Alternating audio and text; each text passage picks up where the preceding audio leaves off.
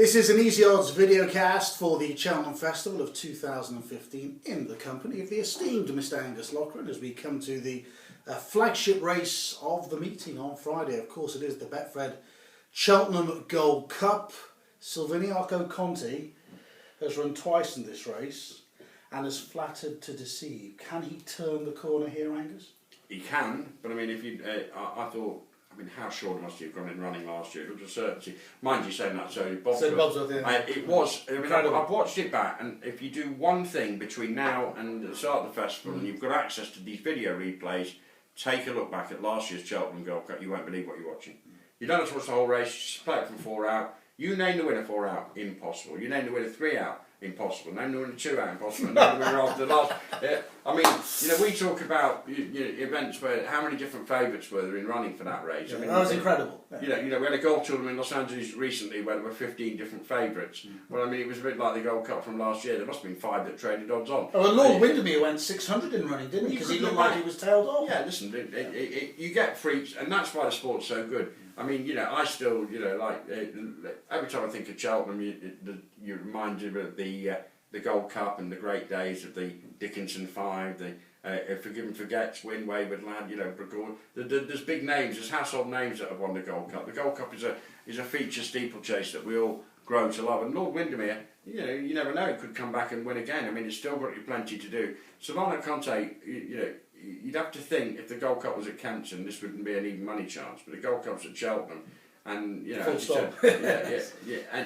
End of, and that's why it's the price it is. It's improved. It's got to run well. I think I wouldn't put you off backing it, but it's not paying my cash. Strong challenge from the Irish this year, isn't it? Yeah, but it's a strong challenge. But do the Irish know which is their best challenge? I don't think so. That's the. You look at Carlingford Lot, that could run well. Willie Sauce, Jack Andrew. I mean, that's an interesting contender. Not to be forgotten. It came over the Hennessy, and it was fit. Didn't look like it was even going to be a contender for me. Lord Windermere. I mean, the interesting one, if it happened to turn up, would be Coney Green. But I mean, I think the man to even contemplate running a novice in the Gold Cup. There I'll be going to the for the Sun Lions if that was mine. But it might well come. It might well run well. And there are other horses obviously to consider. But the one I think that two that I think are very interesting.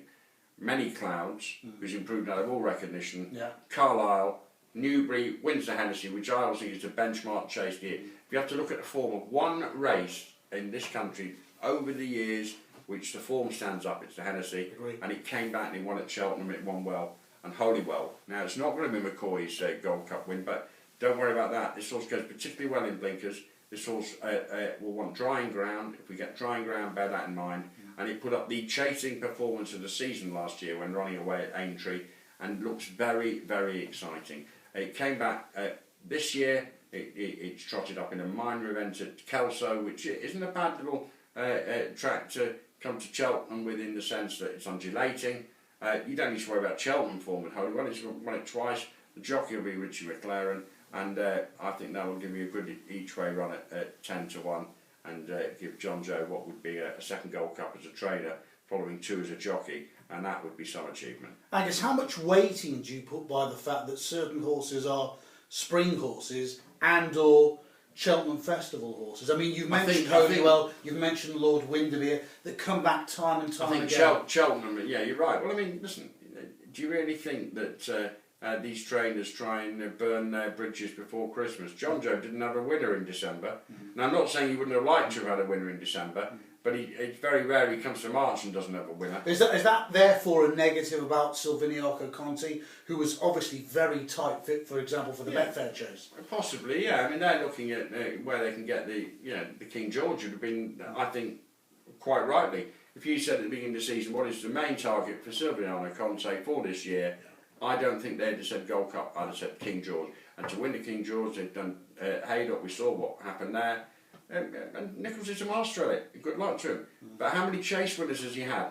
Do you know he hasn't a chase winner at Cheltenham since Cato Star last won the Gold Cup? I mean, he's an excellent trainer, Paul Nichols, and he gets things ready, and he knows the strength of his horses. He's been winning these Saturday races. He could go on and win the Grand National with Rocky Creek this year, who was mighty impressive when it won at Kempton the other day. Silvano Conte, big chance, but I just think the negative is the course factor, and I watched it again from last year. You'd have had your life on that horse to have won going down to the last, but that's why the bookies are rich. So you're going to play 2 against the favourite? Right, yeah, I mean, I've backed many clouds, and I've got to back Holywell, unless the ground goes against it and it goes soft. If it becomes soft ground, Holywell will be eliminated from my portfolio.